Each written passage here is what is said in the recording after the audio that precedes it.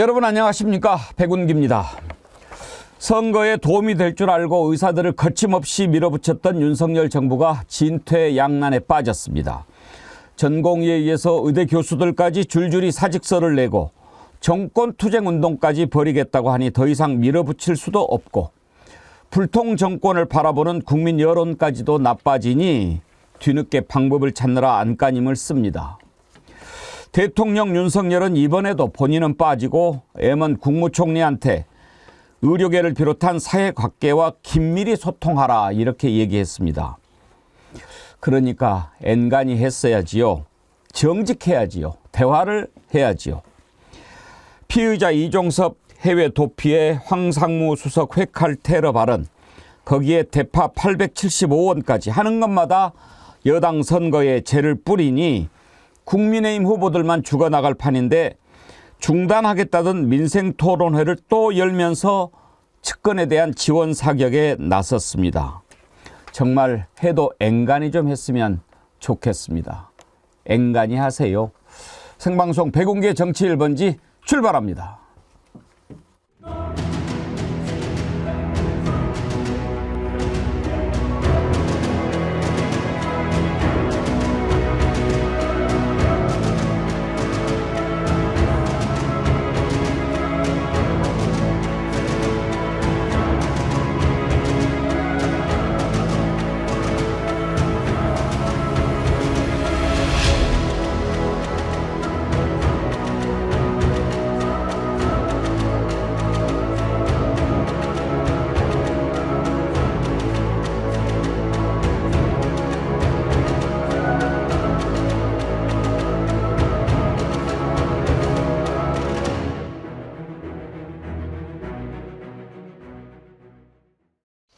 예, 이채양명주 우리의 심판날이 이제 보름 앞으로 다가왔습니다. 이제 보름만 지나면 우리는 정의가 무엇인지 상식이 무엇인지 준엄한 심판을 하게 될 것입니다. 저들은 반드시 심판받아야 합니다. 나라를 자기 것인 양 마음대로 유린하고 수많은 국민들의 가슴에 피눈물을 흘리게 만들고도 해외여행 다니고 명품샵 쇼핑하고 명품 가방 챙기고 잘한 사람 벌 주고 잘못한 놈 자리 주고 이제 국민이 더 이상 어리석지 않다는 것을 보여줄 때가 왔습니다. 여러분, 이채양명주, 우리 정어리원들이 만들어낸 이채양명주 운동이 들불처럼 번지고 있습니다. 이제 우리 정어리원들이 이채양명주 파란 물결을 일으킵시다. 전국을 뒤덮읍시다. 기억하고 심판하기 위해서 이채양명주 파란 리본 물결 일으킵시다. 이채양명주 리본, 파란 리본, 심판의 그날까지 모두 가슴에 찹시다. 오늘 함께 하실 세 분 패널 소개합니다. 김유정 전 의원, 용정호 퓨처미디어 연구소장, 차지원 부산가톨릭대학교 특임교수 함께합니다. 어서 오십시오. 안녕하세요. 세 분 다 이채양명주 리본 차시니까 보기가 좋습니다. 김유정 의원님 심판해야죠. 네, 좀 더 결기에 가득한 오늘 아침인 것 같습니다.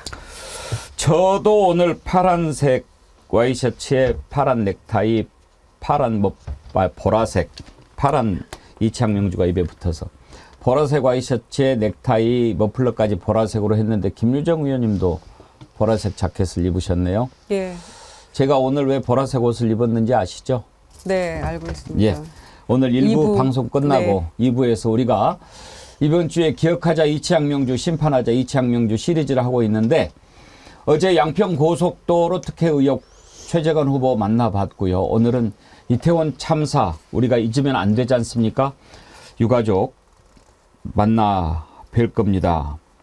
희생자 유연주님 아빠 유형우 이태원 참사 유가족 협의회 부위원장 만나 뵙고 지금 어떻게 되고 있는지 한번 좀 들어보고요. 내일은 최수근 상병 사망사건 외압 의혹과 관련해서 김종민 변호사 모시고 얘기 또 들어보도록 하겠습니다. 오늘 주제는요. 좀 앵간히 했어야지 이렇게 잡았는데 지금 벌어지고 있는 일들을 쭉 보면은 그런 생각이 듭니다. 너네들이 앵간히 했으면 이랬겠냐. 앵간히 했으면. 그런데도 지금 반성을 않고 돌아보지 않고 또 오버합니다. 좀 앵간히 좀 했으면 좋겠어요. 의료대란요. 우리가 몇 차례나 이야기하지 않았습니까? 그래. 의사 수 늘리는 것 이해한다. 그러면 당장에 의사들하고 얘기를 해야 되지 않느냐. 한마디 얘기도 하지 않고 2,000명. 그러면은 5년에 10,000명인데 그 의사들 직접 관련되는 문제 아닙니까? 반발 뻔하죠. 저는요, 이 반발을 예상하고 시작했다고 생각합니다. 계획한 거죠. 치밀하게. 그러면 어떻게 될까? 지난번 화물노조 때 그렇게 했더니 지지율이 올라서 재미를 좀 봤단 말이에요. 이번에도 그렇게 한번 가보려고 했던 건데 웬걸 상황이 다르죠. 왜 다릅니까? 그 피해가 고스란히 국민들한테 옵니다. 화물차 노조 때와는 사뭇 다르죠. 그리고 이제 전공의들 할 때 막 밀어붙였는데 의사들, 의대 교수들까지 사직을 하고 이렇게 해버리면 어떻게 됩니까? 병원 문 닫게 되죠. 그랬을 때 국민들이 의사들을 욕하겠습니까? 그 전에는 그럴 거라고 생각했겠죠. 그런데 그 사이에 정부가 보여줬던 것, 대화하자고 그래도 하지 않아, 하자고 그래도 2,000명은 놔두고 해. 이렇게 하니 의대 교수들이 가만히 있겠습니까? 이제는 완전히 역전이 됐습니다. 아이고, 이제 대화 좀 해 주십시오. 엎드려서 이렇게 호소하는 지경이 됐는데 이번에도 대통령 쏙 빠져요. 한동훈이 제가 중재하겠습니다. 그렇게 해봐. 그리고 총리한테 좀 나서서 좀 대화 좀 해보라고. 누가 이렇게 만들었는데요. 온강대학교 이번에 교수들이 많이 사직을 했는데요. 비상대책위원회 관계자 얘기를 먼저 한번 들어보죠. 1,000명원 정원에 대해서 풀고 그 원점에서 논의하는 것에 대화의 시작점이거든요. 전제 조건이 충족이 되지 않았기 때문에 지금 이걸 또 맨 처음에는 의대 교수들도 막 몰아붙였어요. 너네들이 뒤에서 사주했지. 의사협회 너네들도 다 집어넣을 거야. 그랬는데 꼼짝도 하지 않죠. 전국의대교수협의회 김창수 회장 얘기를 들어보죠. 외래 진료나 입원, 중환자 진료를 전담하고 있는 현 상황은 아무래도 교수님의 피로도가 증가하고 있고 아울러 정신적인 충격도 상당히 큰 상황입니다. 자, 김유중 의원님, 이렇게 된 상황이니까 국민들이 생각하기에 좀 진작에 대화를 해서 풀었으면 이렇게까지 안 왔을 거 아니냐. 이렇게 여론이 돌아간 거 아닙니까? 그렇죠. 지금 벌써 이게 한 달하고 반이 됐거든요. 그러니까 2월 6일 날 정부에서 의대 정원 증원 2,000명 늘린다 이렇게 선언하면서부터 이 일이 시작이 됐는데, 그리고 이제 3월 25일 마침내 이제 교수들까지 전부 다 이제 집단 사직서 내겠다라고 했었죠. 그러니까 한 달 한 반 가까이 돼가고 있는 것인데 여전히 평행선입니다. 그러니까 정부가 뭐 검사 시절 수사하듯이 다 때려잡겠다, 집어넣겠다, 뭐 벌금 물리겠다, 막 이렇게 지금 그 막가파식으로 하고 있기 때문에 거의 갈등 조정을 해야 된다는 정부의 어떤 책무에 대한 거를 아예 망각하고 있는 것 같고 갈등 조정 능력조차가 아예 없는 거죠. 그리고 수사하듯 국정 운영을 하고 있기 때문에 이러한 중요한 정책적인 국민의 생명과 직결된 이런 문제에 있어서까지도 거의 지금 정치의 기능이 아예 실종이 돼버렸다. 그러니까 본인이 무엇을 해야 될지를 모르는 그런 대통령의 모습을 우리가 한 달 반 넘게 목도하고 있는 것인데 여전히 평행선 아닙니까? 의사협회 측과 정부가. 그리고 한동훈 위원장이 갑자기 무슨 구세주처럼 교수들 사직서 내기 전전날인가 막 뛰어들어가지고 뭐 좀 유예해달라 정지를 이런 식으로 지금 했지만 결론은 뭐 어떤 도움도 안 되고 있는 것이고 의사협회 입장 변함없고요. 일단 2,000명 증원 철회부터 하고 얘기를 해보자 이렇게 했던 것인데 정부는 여전히 막 강력하게 그 입장 변화 없는 상황이고 그러니 무슨 얘기가 되겠습니까? 그래놓고는 이런 상황까지 몰고 온 원인 자체가 대통령의 강력한 입장 때문이었는데 이제 와서 한덕수 총리에게 소통해봐라 이렇게 얘기하면 본인은 뒤로 쑥 빠지는 겁니까? 참모 뒤에 숨지 않겠다고 했던 대통령이 본인이 다 지금 문제를 만들어 놓고 이제 와서 당과 잘 협의해서 해봐라 총리가 뭐 잘 소통해봐라 이런 무책임한 대통령은 전무후무한 거 아닙니까? 그러니까 이 문제가 이렇게 쉽게 안 풀리죠. 이제 국민들이 처음에는 의사들 너무 이기적인 거 아니야? 우리 너무 힘들잖아. 필수 진료 과목 의사 없고 또 병원 가면 너무 힘들어. 소아과 오픈런 해야 돼. 막 이런 것 때문에 그 어렵고 불편한 점에 생각을 떠올리니까 정부 입장에 처음에 동의했던 의원 그 국민들도 이제는 아니거든요. 정부의 문제를 이렇게 풀어서는 안 된다는 것에 모두가 지금 공감하고 있는 그런 상황이지 않습니까? 그러니까요, 윤경호 소장님. 지금도 사실은 2,000명 밀어붙일 때 대화해야 된다. 그렇게 얘기를 했는데도 계속 밀어붙이면서 돌아갈 다리까지 불살라버렸잖아요. 각 대학의 정원 확정해서 줘버렸잖아요. 그러면 지금 뭘 가지고 협의를 하겠다는 겁니까? 저는 의사협회에 대해서 항상 얘기하지만 의사협회가 잘했다가 아닙니다. 근데 일리는 있어요. 좀 얘기를 하자. 그리고 몇 명을 늘리는 게 좋은지 좀 객관적인 조사를 해서 하자. 이렇게 했는데도 그냥 1년에 2천, 5년에 10,000 이렇게 해버린 거 아닙니까?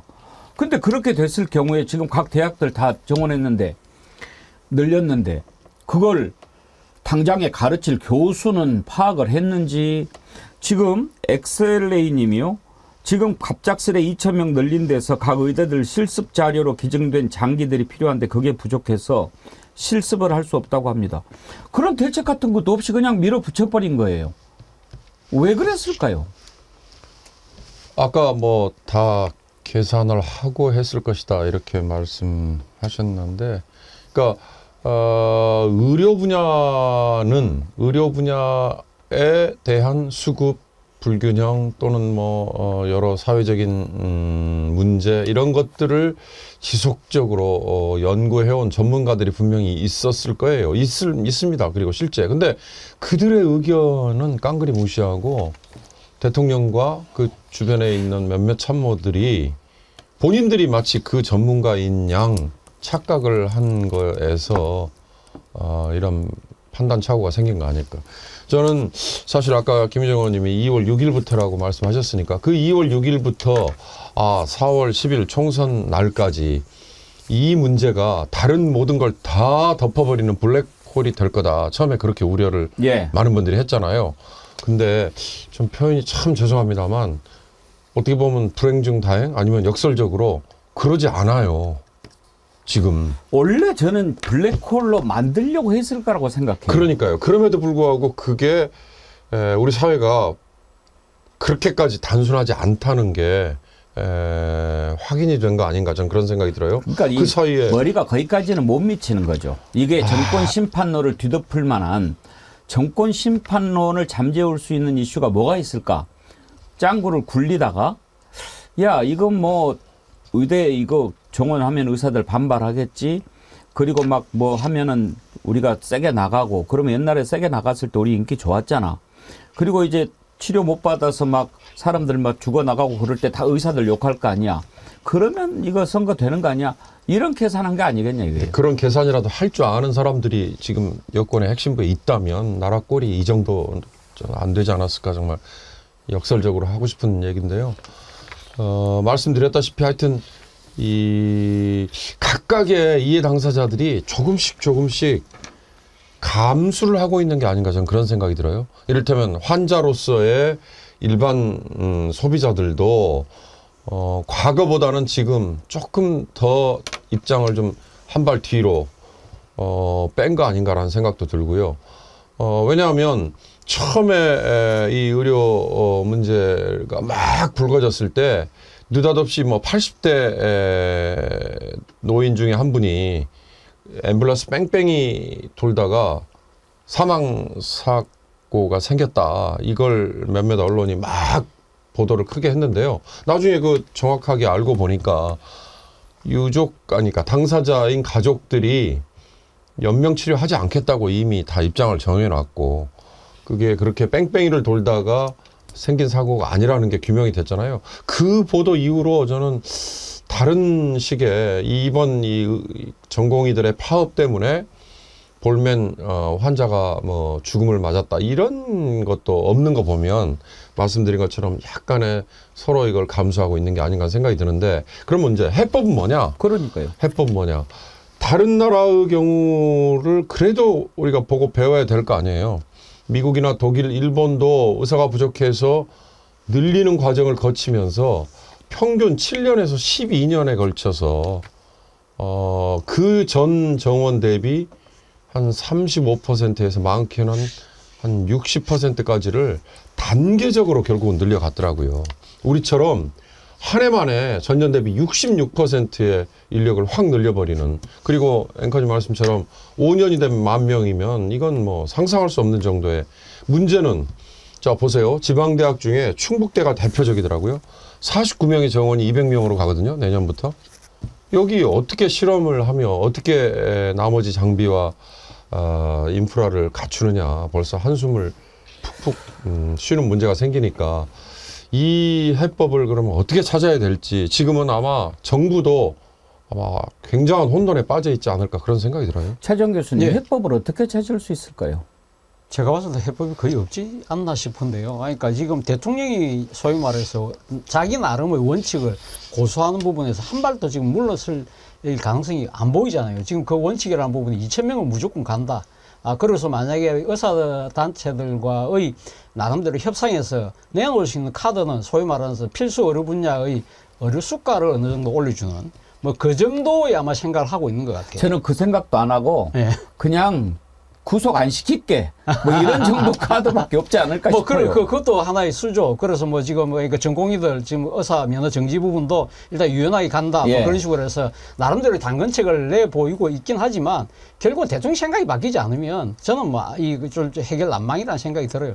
사실 이 윤 대통령이 왜 이 지금 총선을 앞두고 이걸 밀어붙였을까요? 총선이 도움된다고 생각했던 거예요. 그렇겠죠. 그러니까 뭐 때문에 도움되느냐?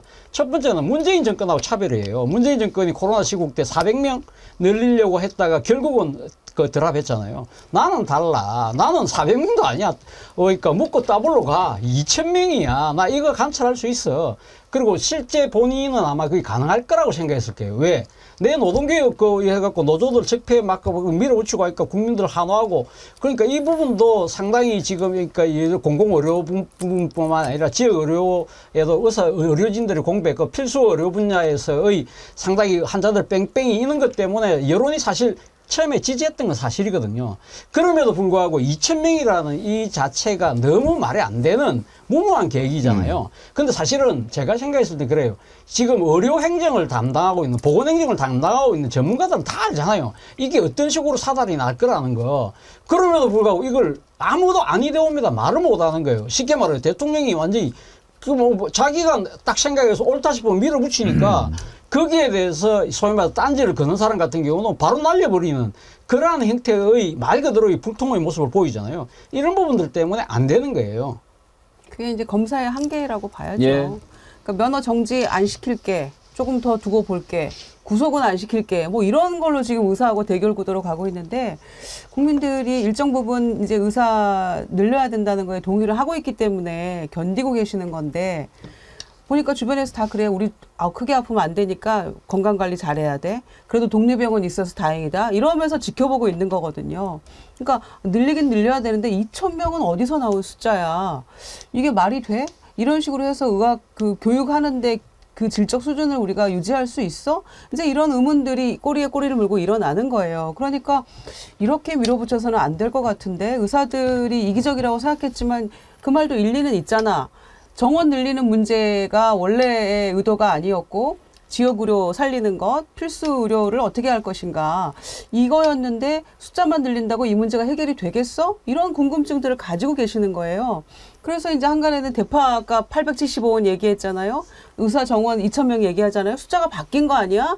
대파값은 한 2,000원 돼야 되고 의사 정원 한 875명 정도로 조정해야 되는 거 아니야? 이런 우스갯소리까지 나오고 있는 거예요. 그러니까 국민들이 이거를 그냥 뭐 과거의 노조, 건폭 노조 막 이러면서 그 때려잡게 하듯이 이거를 그 관점으로 바라보고 있지 않다는 거죠. 그러니까 윤석열 대통령이 착각을 해도 굉장히 깊은 착각 속에 지금 빠져 있는 거예요. 아니 그러니까 2,000명을 얘기할 때는 뭔가 좀 의사들도 그런 정도는 한번 해보자. 모의가 좀 대화가 돼가지고 해야죠. 마음에 안 든다고 부족하다고 막 해버리면 제가 지난번에 그 이야기 했더니 우리 애청자님들 반응이 아주 좋더라고요. 대통령 마음에 안 드니까 대통령 한 2,000명 두자. 어? 앵간히 해야죠. 그렇게 하다 보니까 이제 국민들이 알아버렸어요. 아, 너네들이 진짜 속셈은 의사 늘리는 것보다도 이렇게 해서 좀 선거를 어떻게 정권 심판론에서 비껴가 보려고 한 거였구나 알아버렸어요. 그러다 보니까 이제 어떻게 나타납니까? 어제 아침에 한동훈 비대위원장이 여의도에서 출근길 인사를 했어요. 우리가 뭐 제가 뉴스 종편 이런 거 보지 말라고 몇 번 말씀드리죠. 왜? 사기치니까. 진짜로 국민들이 느끼는 것과 다른 그런 모습을 보여줘요. 예를 들어서 한동훈이 어디 가면은 막 사람들 막 빨간 잠바들 모여가지고 막 엄청 환호하고 무슨 뭐, 아이돌처럼 그렇게 하잖아요. 처음에는 그 뭐 종편에서도 좋아하고 보수 언론도 좋아졌는데 이제 막 밀리고 힘 빠지고 촌놈 마라톤 되니까 요즘에는 막 나오는 글들이 뭐 너 혼자 대선 운동하냐 뭐 그렇게 또 막 쓰고 그러더라고요. 이게요, 그 언론이라는 게 옛날 나폴레옹 때도 그랬다니까요. 바뀌어요. 금방 바뀌어요. 언제까지나 뭐 그렇게 될 것 같아요. 언론도 자기 살 길 찾아야죠. 저는 이번에 총선에서 이채양명주 심판하고 이 정권 심판할 때 이 쓰레기 같은 언론들도 다 한꺼번에 심판할 거라고 생각합니다. 자, 아무튼 제가 흥분을 안 하려고 그러는데 어제 아침에 한동훈 여의도 출근길 인사했는데 그거 현장에서 어땠는지 그걸요 또 제대로 보도한 언론도 별로 없어요. 그나마 찾아서 한번 보여드릴게요. 보십시오. 좋은 하루 되십시오. 예, 알겠습니다. 좋은 하루 되세요. 안녕하세요. 반갑습니다. 반갑습니다. 한동훈 위원장입니다. 반갑습니다. 어디서 소리가 들리죠? 그런데 한 사람도 눈길을 주지 않습니다. 최정 교수님, 네. 지금 저게 민심 아닙니까? 민심이죠. 근데 왜 어제 갔을까요? 판세가 지금 불리한 거예요. 예. 중도무당층들 수도권이 위기다. 그렇다고 한다면 이 소위 말하는 정치의 이 나름대로 상당히 무관심층이라고 할 수 있는 직장인들 이런 사람들의 좀 시선을 잡기 위해서 간 건데요. 사실 그러니까 이 한동훈 비대위원장 입장에 빨리 갔어야죠. 근데 왜 빨리 못 갔을까요? 저는 두 가지 이유라고 봐요. 첫 번째 착시 효과죠. 본인이 지금 그러니까 그 평일날 낮에 재래시장 가갖고 그 좁은 골목통에 사람들이 미어 터지니까 야 정말 잘 되고 있구나 이런 착각도 있고 또 하나는요 정치적 나르시시즘이에요. 네. 일종의 뭐랄까요? 그러니까 지금 일정 짜는 이 지금 실무진 입장에서는 아 우리 위원장 가시는데 그림빨 좋아야지 사진빨 좋아야지 이런데 가면 자기들 기분 좋잖아요. 그런데 저런 식으로 썰렁한 데는 별로 안 가고 싶거든요. 그거 다 모든 사람들이 다 비슷할 거예요. 그럼에도 불구하고 지금 어제 갈 수밖에 없잖아요. 지금은 또 상당히 위기니까. 근데 어제 저기서 사실 돌발 변수가 생겼어요. 네. 뭐가 생겼느냐? 산업은행 이전과 산업은행 이전을 반대하는 산업은행 노조들이 와서 이제 거기서 예를 들면 한동훈 위원장 내하고 한번 이야기 좀 해보자 막 그런 이야기를 했거든요. 그러니까 지금은 이제 지금 경찰 경호인력이 따라다니잖아요. 그걸 분리를 시키고 억지로 밀어낸 거예요. 자, 그렇다면 한동훈 비대위원장 입장에서 그렇으면 거기서 정치적 순발력을 발휘했어야죠. 아, 잠깐만. 내가 이야기하겠다. 근데 내가 지금 선거 지금 인사하고 있으니까 끝나고 가면 어디 뭐 카페에서 차 한잔하면서 이야기하자. 자기 입장에서도 할 논리는 충분히 있잖아요. 예를 들면 뭐 지금 그러니까 아주 금융기관을 서울에 집중하는 것보다 이 국가 균형 발전 차원에서 넘겨야 돼. 그러니까 보낸다. 그리고 뭐 국민연금이 뭐 전주에 가 있고 한국거래소가 부산에 가 있듯이 이런 부분에 큰 문제가 없다는 식으로 그러니까 반대를 하더라도 그런 식으로 이야기를 너무 당하는 거예요. 그러니까 사실 제가 봤을 때는 어제 한동훈 위원장이 처음 진짜 정치인다운 행보를 처음 한 거예요. 근데 너무 당황했던 거죠. 정치인다운보다도 맛을 제대로 본 거죠. 네, 쓴맛을 처음 본 거죠. 제대로 된 쓴맛을. 이게 막 어디 간다 그러면은 다 그 현재 그 지역에 있는 후보들이 동원한 사람들 와서 막 으쌰으쌰 해주니까. 그리고 이제 얘기하는 거 쭉 들어보면은요. 이제 우리가 선거판 쭉 취재하지 않습니까? 후보나 캠프나 엄청 고민해요. 이번에는 무슨 말로 다가가야 될까 막 이렇게 노력하는데 요즘에 한동훈 유세하는 거 보면 이제 미천이 다 드러나가지고 정말 공허한 우리가 흔히 말하는 영혼 없는 그런 얘기들만 하지 않습니까? 요즘 나오는 얘기들 중에 하나, 한동훈의 대중연설은 정말 꽝이다. 그래서 가능한 다중을 상대로 하는 연설은 본인이 피한다, 꺼린다. 그런 얘기도 하거든요. 하겠습니다. 네. 말씀드립니다. 뭐 이거잖아요, 그냥. 뭐 제대로 뜻이나 알고 뭐 네. 질문하세요? 뭐 이런 거.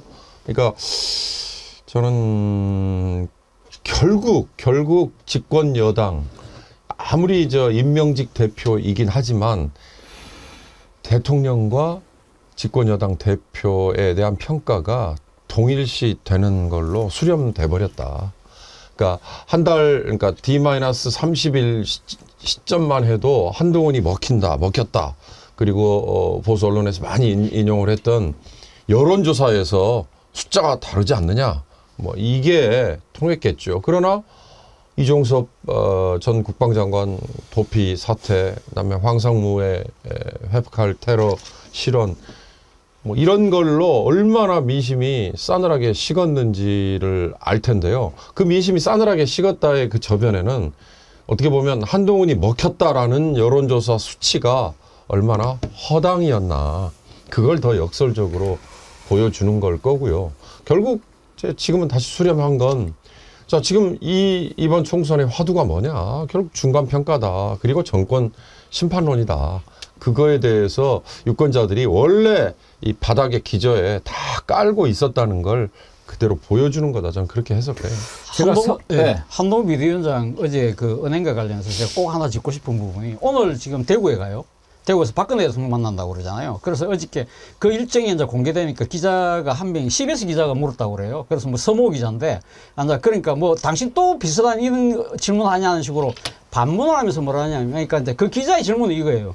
당신이 박근혜 전 대통령 수사했던 수사 책임자 아니냐. 근데 이번에 가면 대구 가는 부분을 어떻게 생각하냐는 식으로 물으니까 하는 이야기가, 박근혜 대통령 앞으로 정치할 사람 아니지 않느냐. 이재명 그 조국 같은 사람들은 정권을 차지하려고 하는 사람들이지만, 그러니까 박근혜 대통령 3위까지 다 받은 사람이기 때문에 그런 거 갖고 뭐 그런 식으로 이야기하느냐는 식으로 이야기를 했어요. 근데 정말 국민들이 묻고 싶은 거고 궁금한 부분은 사실은 있잖아요. 그러니까 수사 검사로서의 그러니까 직업적 소명하고 그때 자신이 했던 이야기하고 자신이 지금 정치인으로서의 신념하고 이것이 지금 변했느냐의 부분이에요.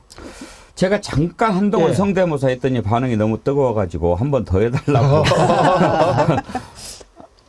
이거 안경 있으면 좀 더 어울리는데 잠깐만 해보겠습니다. 뭐 이렇게 합디다. 뭐 마이크를 또 들었다 놨다 하더라고. 응? 우리 구민님 합니다. 제가 한다고 말씀드렸죠. 응? 이재명은 합니까? 이재명은 못하죠. 네. 뭐 좀 어울려. 난 잘 안 되는데. 근데 이걸 보고 또 떠오르는 장면 없었습니까? 바로 지난 대선 때 윤석열 후보 여의도 출근길 인사했는데 그때 어쩔 수 없이 따라서 한 표정이 역력했죠. 그걸 기획했던 이준석 개혁신당 대표가 데자비 이런 얘기를 하더라고요. 들어보시죠. 뭔가 데자뷰가 느껴지지 않습니까? 제가 지난 대통령 선거 때 윤석열 대통령에게 제발 지하철 인사 좀 하자 이렇게 해가지고 그때 한번 그 영등포 그 여의도역 앞에서 한번 인사를 했던 적이 있는데요. 민심을 직면하는 것은 출근길 인사, 퇴근길 인사를 통해 가지고 동원된 군중이 아니라 정말 정해진 장소를 무작위로 지나가는 대중에게 정치인과 정당이 평가받는 것이거든요. 그런 부분을 좀 이해해 나가시는 게 아닐까 이런 생각합니다. 김유정 의원님, 네. 그때도 아주 그냥 억지로 했는데 이번에도 이제 그쪽에 지원을 하기는 해야 되겠고 간 건데 좀 느꼈으면 좋겠어요. 그걸 느꼈을지 모르겠어요. 그러니까 말 안 되는 거는 뭐 대통령이나 한동훈 위원장이나 비슷한 것 같고 뭐 아바타 아니라고 하더니 하는 그 언행을 보면 거의 유사점을 저희가 발견하잖아요. 아바타 같잖아요. 그리고 현장에서 막 동원된 지지층에서 환호받다가 굉장히 지금 붕 떠 있었을 거예요. 법무부 장관 그만두기 직전에도 막 지역 다니면서 막 거의 정치하듯이 막 종횡무진 움직였었잖아요. 그때도 뭐 셀카 찍고 대구역에서 뭐 기차를 뭐 하나 놓치고 다시 뭐 탔다는 등. 그래서 제가 그때 말씀드렸잖아요. 아예 그거 감안해서 늦게 가는 거를 끊지 그랬냐고. 그런 얘기까지 했었는데 이제 위원장 돼가지고 그야말로 당원들의 환호 받으니까 정말 그 이면의 민심을 제대로 읽지 못했다는 거를 아마 그 싸늘한 분위기 속에서 느꼈을 거예요. 아까 그 모습 보세요. 여의도역 5번 출구였는데 거기가 이제 뭐 소위 증권거래소 예. 과거 뭐 거기 다 연결되는 지점이잖아요. 거기 5번 출구 제일 그 통행이 많은 데거든요.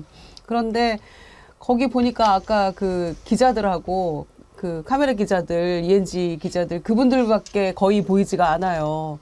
그런 상황이니까 본인이 아마 제대로 아마 민심의 싸늘함을 느꼈을 거고 기자들 질문하면 면박 주고 반문하는 걸로 답을 예. 회피해 버리잖아요. 그러니까 그런 모습들도 아마 국민들 보시기에는 이제 좀 질린 것 같아요. 질렸고 지쳤고 어떻게 얘기할까. 저렇게 평생 검사만 하다가 갑자기 여당 대표 돼서 내려온 사람이 낙하산 타고 내려온 사람이 어떤 식으로 국민과 소통을 할까라고 호기심 반, 궁금증 반 뭐 이런 식으로 지켜봤던 국민들도 이제는 미천 다 드러났구나라고 평가하는 것 같고 목련컵 피면 김포는 서울이 됩니다 했는데 목련컵 피는데 김포가 서울 됐나요? 이렇게 물어보는 국민들도 많이 계세요 요즘에. 그러니까 뭐런 한마디 말장난은 한마디가 바로 예. 얘기가 되는 거고 이준석 개혁신당 대표 얘기 나온 김에 지금 완전히 개혁신당 요즘에 죽을 쓰고 있는데 제가 비결을 하나 알려드릴까요? 이렇게 하면 이준석 신당 5%는 올라갈 겁니다. 뭐냐?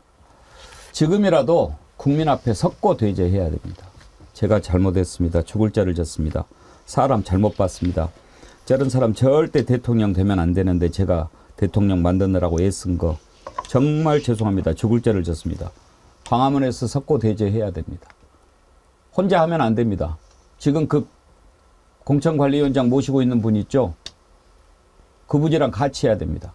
그러면 조금 올라갈지도 몰라요. 그 반성, 사죄, 석고 대죄해야 됩니다. 그렇지 않고는 백약이 무효다. 이런 얘기를 제가 드립니다. 같이 국민들을 우롱하고 농락하는 거예요.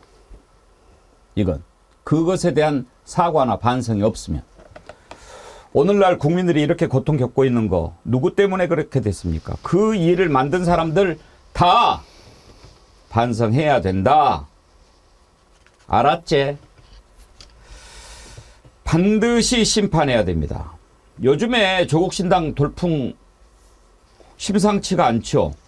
저는 이것도 앵간히 했어야지 그런 생각 듭니다. 조국신당 그 창당 정치사적으로 볼 때 결코 바람직한 것이라고 볼 수가 없습니다. 왜? 지금 당장 조국신당 대표부터 국회의원 배지나 달 수 있을지 아니 당선은 될 거예요. 국회의원 할 수 있을지 알 수가 없어요. 지금 2심까지 가 있잖아요. 대법원에서 확정이 되면 곧바로 의원직 상실합니다. 그 당에 지금 국회의원 비례대표 후보로 돼 있는 사람들 가운데 몇몇 있어요. 그런 사람들 계속 국회의원 될 수도 있을까 하는 그런 후보들이 많아요. 그런데 왜 이렇게 지지가 높게 나옵니까? 그렇게 많은 사람들이 비판했던 그런 사람들이 모여 있는데 저는 그것도 앵간히 했어야지. 바로 그 차원에서 일어난 게 아닌가 그런 생각이 들어요. 그러니까 지금 조국 대표가 여기저기 다니면서 막 했던 말들이 상당히 좀 반응이 뜨겁지 않습니까? 크게 세 가지가 유행하는데 한번 들어보시죠. 불은 가장 뜨거울 때 파란색이 됩니다. 우리가 가장 뜨거운 파란불이 되어 검찰 독재 정권을 태워버립시다.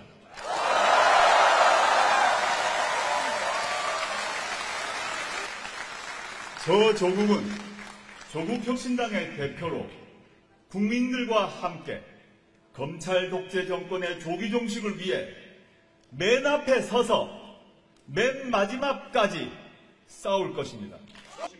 저희 생각으로는 조국 혁신당에 대한 국민들의 지지도가 높아지니까 이 위축된 한동훈 대표와 국민의힘이 예민하고 불안해진 모양인데요. 네. 제가 표준어로 하면 어감이 살지 않을 것 같아서 제가 부산 사투리로 한마디 하겠습니다. 사투리로요? 그래도 되겠습니까? 예, 하세요. 예. 너희들 쫄았제? 대파 한 단 가격이 875원이라고 생각하고 이 875원이 합리적이라고 생각하는 사람이 누굽니까? 부산 시내 마트 어디에서 875원으로 대파 한 단을 살 수 있습니까? 윤석열 대통령의 무지함 때문입니까? 윤석열 대통령의 무능함 때문입니까? 아닙니다. 둘 다 때문입니다. 부끄러움과 절망은 국민들의 몫입니다. 제가 고향 부산에 온 만큼 윤석열 대통령에게 부산 사투리로 경고합니다. 이제 고마 치아라마! 김경호 소장님 상당히 선동적이에요. 그러니까요. 저는 요즘에 조국 대표의 저 대중 연설을 보고 정치하고 싶어서 그동안 어떻게 참았을까. 근데 언젠가 인터뷰에서 본인이 그렇게 얘기했더라고요. 그동안은 왜 이렇게 자제하고 말을 안 했습니까? 그랬더니 3년간은 무관할 수밖에 없었고 그전에는 공직자로서 대통령을 돕는 위치에 있었기 때문에 말을 할 수 없었고 그러나 지금은 제가 지금 정치인으로 변신하지 않습니까? 이렇게 얘기를 하더만요. 그러니까 만약에 물론 검찰개혁이라는 뭐 사명을 갖고 문재인 대통령 옆에서 법무 참모를 하고 또 법무장관까지 문재인 대통령이 고집스럽게 시키고 알아요. 알지만 그때부터 정치인으로 만약에 뛰었으면 어땠을까라는 그런 가정을 한번 해보긴 해봤는데요. 뭐 부질없는 일입니다만 저는 이제 조국 혁신당이죠. 조국 혁신당이 비례대표 46석의 전체 지형을 과연 얼마나 흔들까. 이게 그냥 얼핏 생각하기에 지난번 선거처럼 23석을 양쪽 진영이 나눠가는데 그중에 일부를 가져가는 거를 뛰어넘는 결과를 가져올 수도 있을 것 같다. 이게 이번 선거의 중요한 관전 포인트 중에 하나고요. 아까 개혁신당 이준석 대표 그 당 얘기하셨잖아요. 거기가 저는 과연 한 석이라도 얻을까. 글쎄요. 이것도 또 하나의 볼만한 관전 포인트죠. 그 두 가지 참 재밌게 됐어요. 근데 이번에 그 조국 대표 고마 치아라마 이거를 어저께 SBS 앵커가 일본 말이냐 뭐 이런 식으로 이야기했다가 좀 논란이 있는 것 같더라고요. 못 들으셨나요? 그 얘기는 못 들었어요. 저는 아침에 이렇게 봤는데 SBS의 편상욱 앵커가 진행하는 프로가 있죠. 오후에. 네, 뉴스 브리핑. 뉴스 브리핑인가? 예. 그 전에 그 친구가 하던 거. CBS 편상욱은 아니고. 예. SBS로 SBS의 편상욱이라고 있어요. 그 전에 뭔영진이지? 주영진. 네. 주영진의 뉴스 브리핑 하다가 잘리고. 온뉴스를 그분이에요? 지금 하고 있죠. SBS 아예 안 보시는구나. 근데 그 앵커가 고마 치아라마 뭐 이게 일본 말입니까? 뭐 이래가지고 지금 또 조국 지지자들한테 상당히 반발을 사고 있다고. 그 뉴스 브리핑에서 나온 패널이 김건희 여사 특검법이라고. 그랬죠. 네. 김건희 특검법 이렇게 했다고 행정지도 받은 그 프로그램이잖아요. 제가 부산 사람인데 고마치아라는 부산 전형적인 사투리인데. 그렇죠. 아니 부산 사람 아닙니까 원래.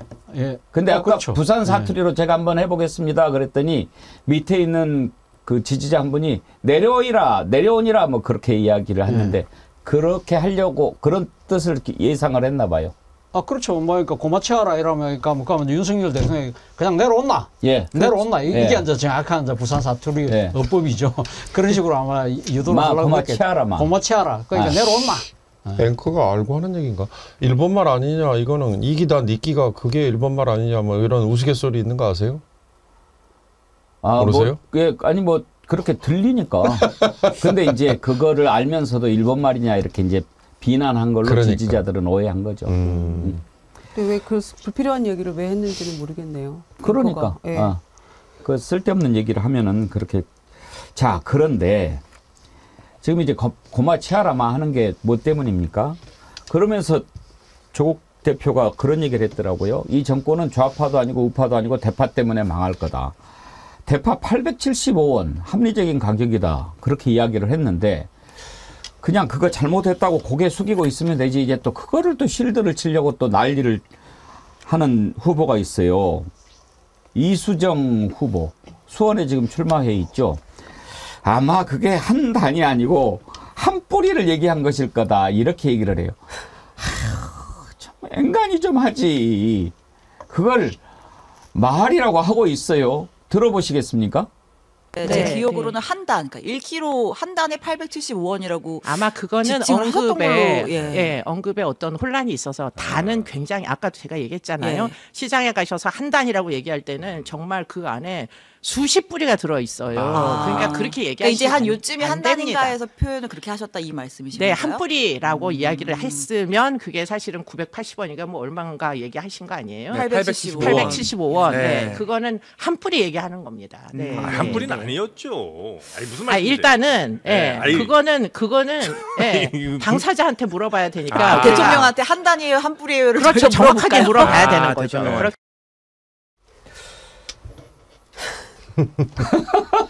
장 안 보셨나 봐요. 그러게요. 장 한 번도 안 보셨나 봐요. 대파를 누가 한 뿌리 두 뿌리 합니까? 한 단, 두 단 단으로 세는 거고 1kg 한 단인데 좀 굵은 게 들어가 있으면 뿌리수가 몇 개 적게 들어가 있을 수 있고 가는 게 들어가 있으면 한 뭐 더 많아질 수 있고 이런 거거든요. 근데 대파를 누가 뿌리로 계산을 해요? 한 단, 두 단 하는 아니 거지. 그러면 한 뿌리에 875원이라고 칩시다. 자, 지금 이제 그렇게 얘기를 하니까 그러면은 한 단 이렇게 이제 담아서 팔 때 되게 몇 뿌리 정도 담게 있어요? 보통은 뭐 굵기 따라 다르긴 합니다. 예. 그런데 한 5뿌리에서 7뿌리까지도 들어있어요. 그러면 이제 적게 잡고 5뿌리라고 네. 합시다. 그래도 그러면 얼마입니까? 8호 40, 5,000원 넘잖아요. 그렇죠. 그게 뭐가 싼 거고 합리적인 가격이에요. 그건 말도 안 되는 얘기를 하고 있잖아요. 그리고 이미 지금 농협 하나로 마트 양재동에 난리가 났다니까요. 이렇게 해서 그때 대통령 왔을 때 행사 가격으로 875원을 이렇게 해놨는데 사람들이 계속 와가지고 이제 그걸 막 몇 단씩 사가는 거죠. 그리고 사람들이 와가지고 또 다른 데 가서는 아니 저쪽은 875원 여기는 5,000원 8,000원 말이 되냐 막 이렇게 따지니까 죽겠다는 건데. 그렇죠. 그러니까 특별 가격을 책정해서 뭐 오늘 하루 특가 세일 이렇게 해도요. 농협 하나로마트 인근에 있는 데를 가도 2,890원, 뭐 2,980원, 3,000원 조금 안 됩니다. 그게 완전 특가 세일로 파는 거예요. 평상시에는 4,500원, 5,000원 하죠. 아니 경동시장에서 지금 3,830원인가 그렇거든요. 한 단에. 그게 이제 평상시보다 예년에 비해서는 한 1,000원, 1,500원 그게 비싸졌다는 거죠. 지금 이런 마당인데 무슨 그냥 대통령이 아마 뭐 장 안 보시고 잘 정확하게 몰라서 하신 말씀 같습니다. 이렇게 솔직하게 얘기하는 게 이수정 교수한테 도움이 됐을 거예요, 아마. 무슨 한 뿌리 두 뿌리를 얘기하고 있어요. 뭐 인삼 뿌리도 아니고. 정말 저렇게 아니 어느 정도껏 해야죠. 이게 말이 됩니까? 아니 왜 저렇게 실드를 치려고 생각을 할까요? 본인이 생각해도 좀 황당하잖아요. 근데 지금 아까 이수정 교수가 아까 한 단에 아까 몇 개 들어가 있어요. 수십 개 들어가 있잖아요. 그러면 10개 들어가면 완전 875원이면 장을 한 번도 안 봐봤나 봐요. 8,750원이고 그러니까 20개 들으면 17,000원이 넘어요. 그러니까 이게 지금 상당히 지금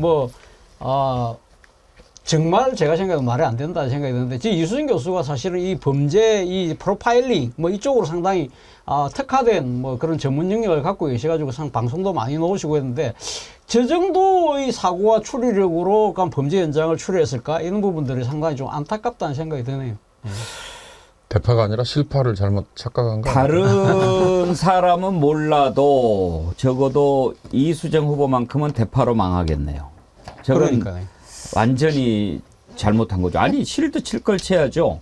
운이 아빠님 이수정 말대로 팥뿌리 하나에 875원이면 파 한 단이 얼마냐. 이수정 당신은 윤석열 엿먹인 거야. 운이 아빠님 한 뿌리에 875원이면 대파 한 단이면 7, 8천 원 해야지 수십 뿌리 한 단이면 8만 원이냐. 김형효님 한 뿌리 875원이면 시골에 파밭을 가진 사람은 이제 파 재벌이겠네요. 파 재벌. 민요원 67님 무슨 한 단이 수십 뿌리씩이냐. 한 10뿌리 정도 들어있으면 많이 들어있지. 정말 이 대파 사건은요. 집권 여당의 저는 실력을 보여주는 예. 아주 단면이다 그렇게 생각이 돼요. 그러니까 이게 농산물 계절적인 요인에 의해서 지금 수급의 불균형 때문에 가격이 오른 겁니다라고 한다면 예를테면 정부가 지원금을 긴급 편성을 해서 뭐 그걸 생산자에게 공급을 하든 아니면 소비자에게 보전을 해주든 875원 농협의 하나로마트의 가격이 나온 건 소비자에게 보전을 해준 거잖아요. 거기에 뭐 정부 지원금 따로 있고 그다음에 농협 하나로마트 농협이 감수하는 부분 따로 있고 뭐 3중 할인 정도를 해서 875원이 나온 거더만요. 또 하나 유통구조에 문제가 있어서 이번 사태가 생긴 거다라고 한다면 예를 들어 옛날 그런 거 많았잖아요. 중간 도매업자의 매점 매석 때문에 생기는 거. 그렇다면 그 매점 매석을 초래한 유통업자를 뭐 정비를 한다든지. 그러니까 이런 식의 접근이 아니고 단순히 대통령이 한번 간다고 해서 그 가격 875원 맞춰가지고 거기에 쇼하는 걸로 그래놓고 이거 아무 문제 없고 저렇게 한 뿌리 운운하는 변호하는 이게요. 결국 이번 총선이라는 게 집권 여당으로서 국민의힘이 앞으로 자기들 임기 남은 3년 동안 어떻게 대한민국 국정을 끌어가는데 입법부가 이걸 보완, 협조, 지원을 해줘야 된다. 이걸 보여주는 그림을 그릴 생각은 1도 하지 않고 그 하나하나의 대증요법만 내놓는 게 급급하잖아요. 그러니까 제가 그래서 이게 단순히 대파 사건이 이건 아니다. 이건 윤석열 정권의 실력을 고스란히 보여준 아주 단면이다 생각이 듭니다. 김기현님 역시 이 정부는 대파급이다. 탱자나무님 대파당하는 이수정 그러셨는데 내일도님이 아주 발빠르게 슈퍼챗을 8,750원 쏘셨네요. 이번 총선은 대파 대첩이 될 듯합니다. 4월 10일 꼭 응징합시다. 그런 글 주셨고요. 마스터 초이님 최불암 씨가 들었으면 좋겠다고. 오늘 제가 좀 안 먹히죠? 죄송합니다. 아니 그러니까 대통령이 느닷없는 민생토론을 지금 업무보고 형식을 민생토론 형식으로 하겠다. 업무보고를 부처 업무보고를 이렇게 시작했던 것을 15번 하고 끝낸다고 했는데 재미 들려가지고 지금 23번 한 거 아닙니까? 민생도 없고 토론도 없는 민생토론을 혼자서 즐겁다고 하고 있는 거예요. 첫째. 그런데 민생이 너무 어둡지 않습니까? 민생 특위 만들고 토론하고 뭐 민생 특보 임명하면 민생이 막 저절로 막 좋아집니까?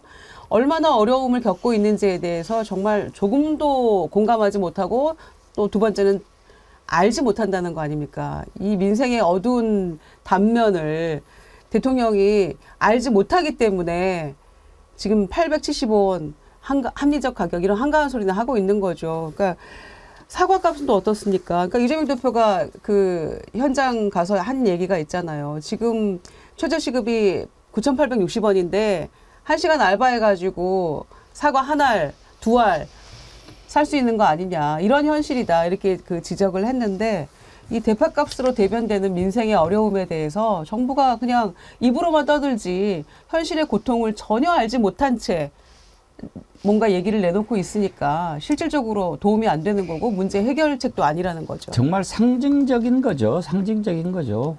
대파값 875원이 얼마나 이 민생에 대해서 멀리 떨어져 있는가. 말로는 민생 토론회 한다고 막 돌아다니고 그 짓을 계속해야 되는데 실제로는 민생에 대해서 얼마나 무지한지를 상징적으로 보여주는 거죠. 근데요. 이수정 후보 얘기 나온 김에 얼마나 후보가 민심에서 떨어져 있는지를 보여주는 게 또 하나 사례가 있어요. 지난번에 김건희 명품백 사건 때 그것도 쉴드를 친다고 쳤는데 그래서 공천을 받았는지는 모르겠지만 그때도 민심과 어긋난 그런 발언을 한 후보였어요. 그때 뭐라고 했는지 들어보실래요? 저는 덫을 놨다라는 표현이 아주 적절하다는 생각을 하게 됐습니다. 예. 그렇기 때문에 이 덫을 놓은 책임이 덫에 빠진 짐승한테 있는지 아니면 덫을 놓은 사냥꾼에게 있는지 하는 것은 좀 한번 국민 여러분들 좀 심각하게 생각을 좀 해보시면 좋겠고요. 그러면 입장 표명 플러스 어떤 더 나가서 사과도 있어야 된다고 보십니까? 글쎄, 처음에는 저는 사과라고 생각했는데, 예, 지금 그렇게 사건의 말씀하셨어요. 내용을 알면 알수록 이게 덫이었구나 하는 생각이 좀 더 많이 들어서, 예. 그래서 지금 덫에 빠진 피해자에게 사과를 하라고 무조건 주장하는 거는 예. 좀 당사자 입장에서는 합당하지 아니하다 이렇게 생각할 수도 있겠구나 하는데 동의합니다. 윤경호 소장님, 국회의원은 국민의 대표 아닙니까? 그러면 국민의 눈높이에 맞아야지 저런 인식을 갖고 있다면 좀 문제 있는 거 아닌가요? 아까 말씀하셨잖아요. 그래서 아마 공천 받은 것 같다. 저는 그거 하나로 저 이수정이라는 후보의 철학과 지향하는 바 뭐 이런 게 그냥 다 정리되는 것 같아요. 그 한동훈 위원장이 자주 쓰는 말 국민의 눈높이 얘기하는데 그 국민이라는 게 하나가 아니잖아요. 그러니까 자기들의 입맛에 맞는 국민 뭐 이거밖에 안 되는 거니까 뭐 수원, 용인, 성남 이 세 지역이 경기도 내에서 이를테면 100만 넘는 도시 중에 국민의힘이 이번 선거에서는 한번 해보겠다. 그러니까 탈환이라고 표현을 처음에는 쓰다가 중간에는 조금씩 신중해지긴 하던데요. 그 중에 이제 뭐 일부 절반까지는 뭐 계획을 했는지 모르지만 가져가 보겠다라고 아마 계획을 짰던 것 같아요. 그 중에 이제 수원에 이수정 씨를 공천을 한 거고. 근데 최근 돌아다니는 뭐 여러 여론조사나 아니면 기류를 보면 그 수원, 성남, 용인 지역 뭐 거의 고전을 면치 못하는 것 같고 방금 나왔습니다만 24일 윤 대통령이 직접 가서 한 민생 토론에도 용인 이원모 지원 때문에 한 거 아니냐 이런 얘기가 벌써 나오잖아요. 그러니까 그런 점에서 제가 거듭 말씀드립니다만 이번에 국민의힘이 총선에서 패배를 한다면 무슨 김건희 명품백 그다음에 우리가 지금 내세우는 2차 양명주 이런 것들이 물론 다 어우러져서 국민의 심판이 내려지는 걸 거예요. 그렇지만 더 궁극적으로는 집권당으로서의 이 능력을 하나도 보여주지 못하는 3년 그리고 정권 시작할 때 5년 이 장기 비전 이거에 대해서는 정말 완전히 제로인 그런 정권 그게 가장 핵심일 거다 저는 그 얘기 거듭 강조드립니다. 앵간히 해야죠. 낭중지추님, 이수정 파 때문에 묘까지 가겠네. 파묘. 하하. 아주 파묘를 잘 패러디하셨네요. 이렇게 좀 앵간히 해야 되는데 또 한 가지 꼭 짚어볼 거 있습니다. 대통령 윤석열의 민생토론회.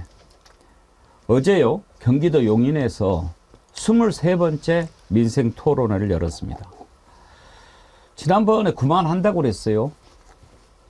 왜? 해도 너무하니까. 그것도 앵간히 해야죠. 이걸 맨 처음에 왜 시작했습니까? 업무보고 대신 한다고 그랬어요. 무슨 업무보고를 23번째나 합니까? 지금 정부 부처가 몇 개인데. 가가지고 뭘 다 주겠다, 풀겠다, 확 뭐 어떻게 하겠다. 이따위 소리를 하면서 28일부터는 또 안 한대요. 왜? 공식 선거운동 기간이니까. 왜 선거운동 아닌데 계속 하지? 어제 용인을 갔는데 용인이 2번째 간 겁니다. 왜 용인을 그렇게 자주 갑니까? 거기에 이번에 나선 후보가 이원모라고 인사비서관 했어요. 측근이죠. 도로 간 거 맞죠? 왜? 가가지고 이원모 후보가 내세운 공약을 그대로 얘기하면서 그대로 실천하겠다고 약속을 해요. 무슨 짓입니까? 맨 앞에 막 웃으면서 나는 민생토론회 하는 게 너무 즐거워요 그러던데 그거 한번 볼래요? 즐거운 민생토론회 시간입니다. 여러분 반갑습니다. 저는 우리 국민과 또 지역 주민과 또 관계 공무원 전문가 여러분들과 이렇게 민생토론하는 시간이 가장 즐겁습니다. 그러세요. 저기에서 이제 이원모 후보가 내세운 공약에 대해서 그렇게 신속하게 추진하겠다고 약속했는데 그 녹취는요. 방금 그 얼굴 보니까 나 나갈래 하는 분들이 너무 많은데 PD님 얼굴은 좀 작게 해서 내보낼 수 있어요? 한번 좀 틀어봐 주십시오. 경기 강원철도인 경강선과 용인 지역을 연결하는 등 연계 철도망 구축을 적극 추진할 것입니다. 지역의 이런 작은 공약까지 다 챙겨서 하여튼 100% 이행하고 퇴임할 생각입니다. 그래서 뭐 민생 토론도 사실은 그 연장선상입니다. 차지원 교수님, 네. 지금 저 공약 약속한 게 이용 후보 공약이라면서요? 예, 뭐 그 용인에 출마한 뭐 상당수의 후보들은 뭐 그 비슷한 공약을 하지 않겠습니까? 아무래도 지역 개발에 필요한 부분이니까 사실 또 용인이 일종의 뭐 반도체 벨트의 한가운데 있기 때문에 그래서 어제 뭐 가서도 이야기가 반도체 벨트를 향한 뭐 고속도로를 놓겠다는 이야기도 할 수밖에 없는 상황인데요. 제가 생각했을 때는 근데 문제는 이거예요. 그러니까 지금 대통령이 민생 토론을 가장해서 일종의 약속 대련을 하고 있잖아요. 근데 국민들이 정말 원하는 건 진짜 대련을 하고 싶어 하는 거거든요. 그러니까 진짜 국민들이 이 가슴에 담아두고 있는 여러 가지 민생과 관련된 여러 가지 이야기들을 좀 이 대통령하고 묻고 진짜 답하는 그런 부분들을 해야 되는데 지금 뭐 아예 기자회견 자체를 안 하고 있잖아요. 그리고 지금 여기에 참석한 사람들은 다 뭐 일종의 나름대로 시나리오에서 이야기를 할 수밖에 없는 상황이기 때문에 일종의 정치적 쇼를 하고 있는 것이고 제가 생각할 때 이런 표현을 좀 하기 좀 그렇습니다만 대통령 놀이를 즐기고 계신 거 아닐까라는 생각이 드는데 최근에 그 한 2, 3일 전에 놓은 그 사진을 보면요. 돌봄학교 가갖고 그 애들하고 술래잡이 하는 그 장면이 나와요. 예. 아주 천진난만하기 때문에 그거 보면서 아마 상당수 국민들은 억장이 무너졌을 거예요. 아니, 대통령이 말이지. 지금 이 국민들이 민생에 지금 이렇게 허덕이고 있는데 본인은 애들하고 저렇게 한가하게 술래잡이를 한다? 근데 문제는 이러한 부분들이 사실은 그러니까 그 사진조차도 대통령실에서 찍은 거예요. 제가 과거 청와대 출입기자 시절에 보면 그런 것들은 지금 사실 기자의 눈으로 그러니까 그러한 현장들을 잡아서 보도를 하는 것인데 사실은 그러니까 지금 민생 토론을 비롯해서 이 지금 용산에서요 자기들이 보여주고 싶은 거 하고 싶은 이야기만 지금 하는 것이 바로 소위 민생 토론이고 바로 그래서 더 문제라는 겁니다. 설날인가는 노래 부르고 춤추고 그랬어요. 아니 윤경호 소장님 민생 대토론회 도대체 지금 왜 계속 하는 겁니까? 그러니까요. 아까 말씀하셨지만 정부 부처 숫자보다도 더 상회하는 23번 이것부터 엇박자고요. 그리고 그 업무 보고라는 거 제가 기회 있을 때마다 말씀드립니다만 그걸 대통령한테 보고한다. 그것도 사실 어떻게 보면 권위주의 정부에 시작돼서 내려온 고쳐야 될 표현 중에 하나거든요. 국민에게 보고를 해야죠. 국민이 알아야죠. 그리고 엄밀히 따지면 그게 그 해에 정책의 대강을 이렇게 제시해주는 뭐 그거는 의미가 있지만 세세한 분야를 사실 숙제해야 되는 거는 이해 당사자들이거든요. 이를테면 정부 부처들이니까 각종 규제와 관련된 것들, 그 다음에 일반 국민의 경우는 생활 편의와 관련된 것들. 그래서 그런 것들이 바뀌어야 되는 뭐 이런 건데 그런 건 다 쏙 빠져버리고 이렇게 민생 토론회 뭐 이러면서 가가지고 뭐 그린벨트 풀겠다 뭐 이런 황당한 얘기 이거 모르겠습니다. 이 선거 결과에 따라서 이게 나중에 거대한 부메랑이 돼가지고 아마 윤 대통령과 그 주위에 이걸 기획했던 사람들에게 목을 죄는 옥죄는 뭔가 하여튼 빌미가 저는 될 수 있을 거다 그런 생각이 들어요. 이게 꼭 뭐 선거법 위반이냐 아니냐 이거는 이제 엄밀히 따져봐야 될 문제이겠지만.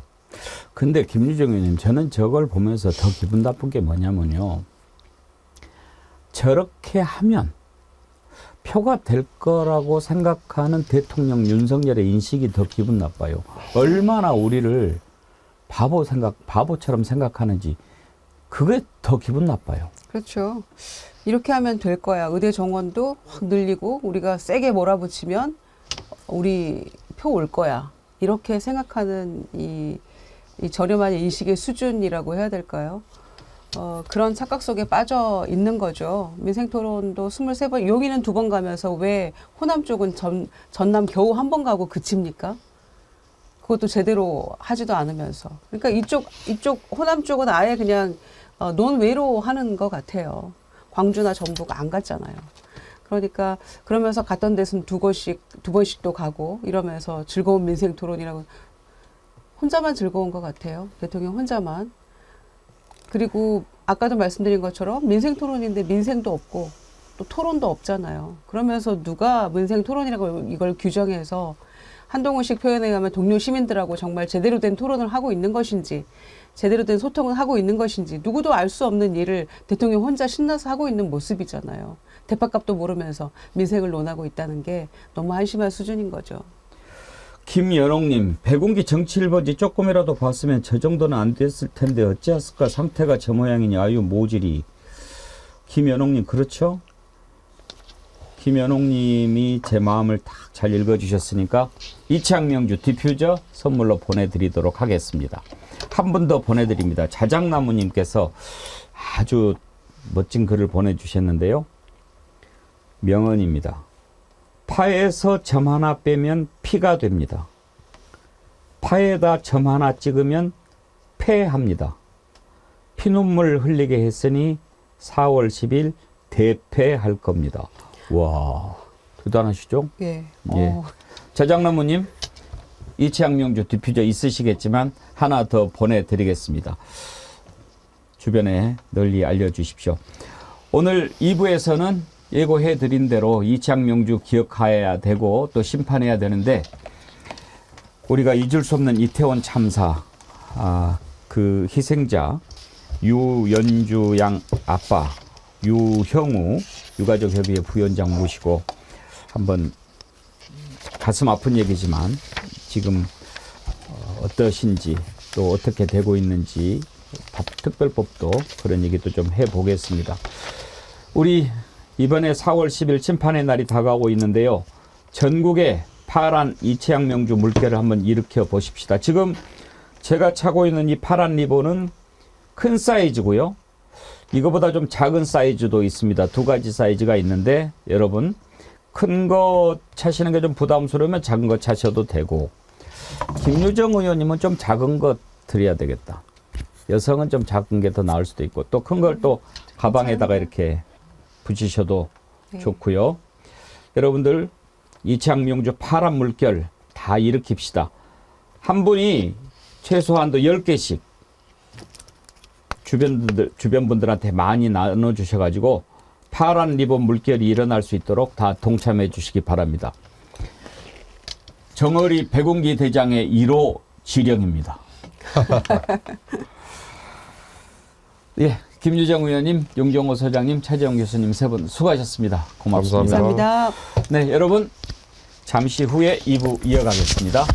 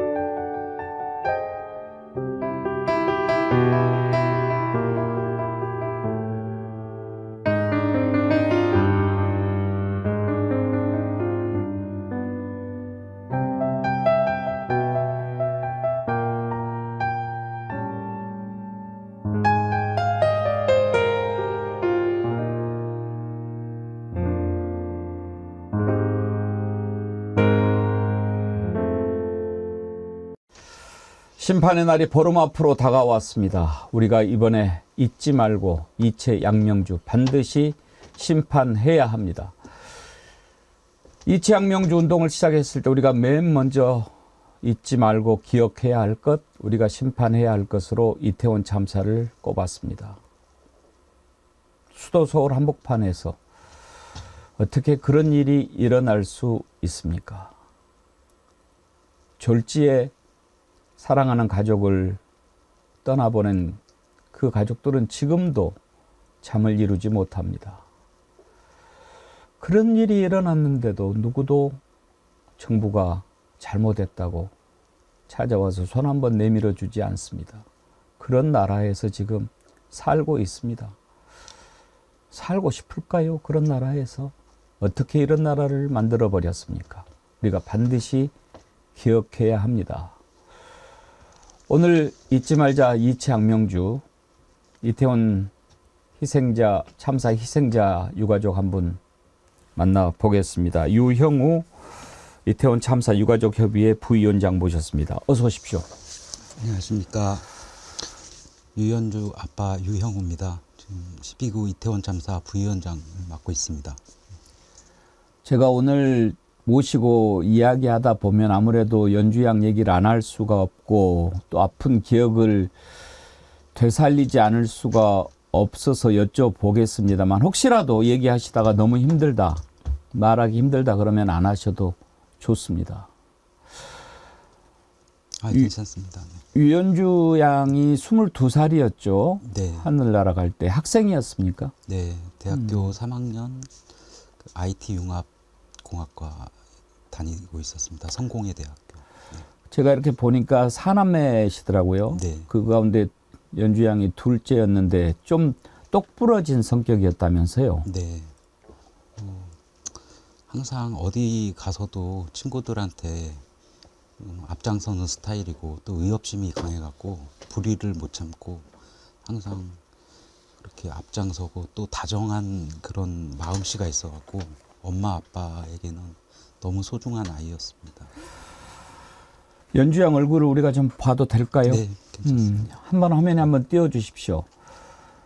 지금 꽃을 만지고 있는 모습인데 저건 어디에서 찍은 사진인가요? 학교 앞에 화단에서 찍은 건데요. 아, 저 나이 때 되면 다 이제 정말 예뻐질 때잖아요.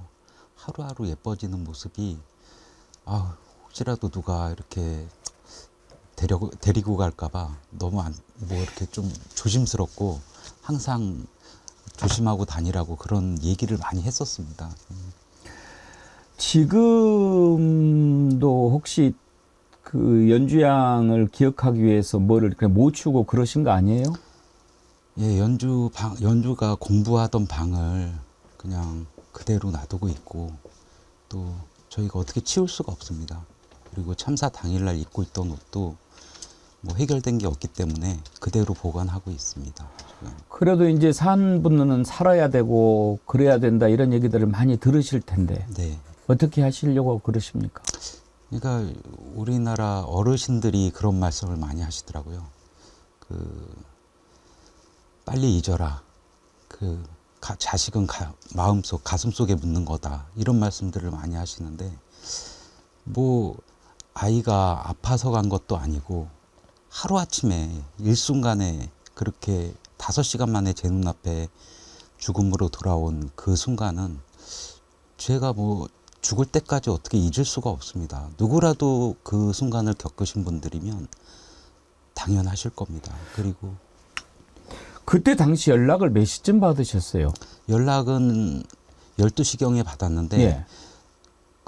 그날이 날씨가 굉장히 좋았습니다. 가을에 그랬죠. 그 단풍도 굉장히 이렇게 물들어 있고 또 이렇게 하여튼 뭐 이렇게 여행하기 참 좋은 날씨였어요. 그래서 저는 제 와이프하고 시청 앞으로 해서 또 영화도 한 편 보고 그러고 이제 들어왔는데 집에 들어오다가 이제 연주한테 한 10시 반쯤에 문자를 했습니다. 재밌니? 하고. 근데 답이 없더라고요. 너무 재미있나 보다. 너무 재밌어서 문자도 못 보나 보다. 그러고 이제 집에 들어왔는데 집에 한 11시 20분쯤 됐는데 갑자기 뉴스에서 네. 자막이 이렇게 뜨더라고요. 이태원에서 뭐 넘어짐 사고 발생, 뭐 사상자 한 20명. 그래서 저거 뭐지? 우리 연주 저기 갔잖아. 네. 간 거는 알고 계셨습니까? 네네. 네. 저한테 이제 그 5시간 전에 갔다 그 대학 친구들하고 추억이 너무 없다고 거기서 식사 좀 하고 올게요. 그렇게 하고 나갔었거든요. 그래서 연주 저기 갔잖아. 그러면서 이제 다급한 마음에 연주한테 계속 전화를 했습니다. 근데 전화 통화가 안 되는 거예요. 근데 뉴스 자막에 전원 다 구조 또 이렇게 뜨더라고요. 예. 그래서 자리에 다시 앉는데 뭐 50명, 70명, 뭐 100명 이렇게 늘어나는 거예요.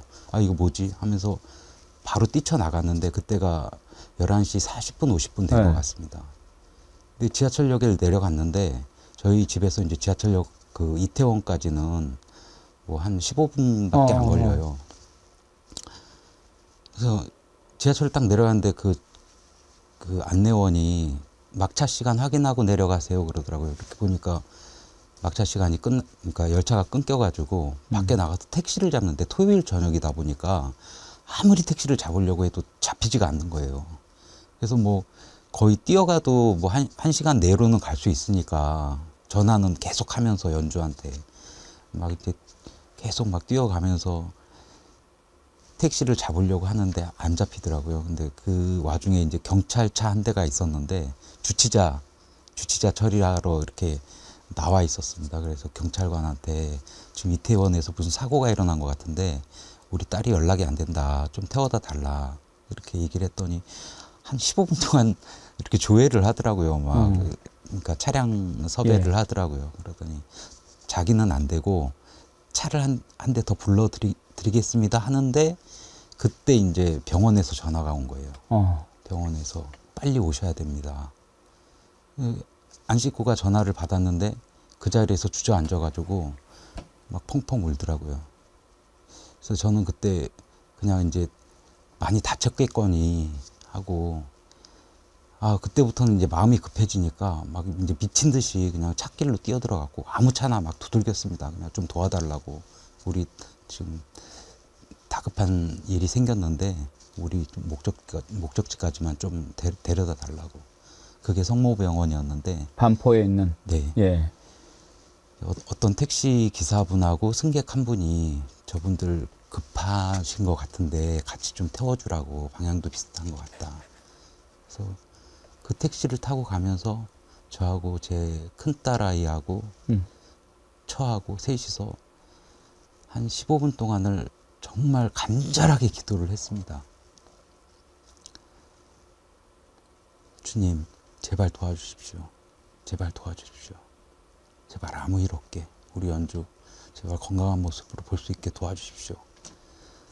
택시 기사님, 같이 타고 있던 승객분까지 정말 목 놓아서 주님 찾으면서 막 그렇게 기도하면서 도착을 했는데 응급실 앞에 가니까 이제 신원 확인을 하면서 확인만 해주세요. 이렇게 말을 하더라고요.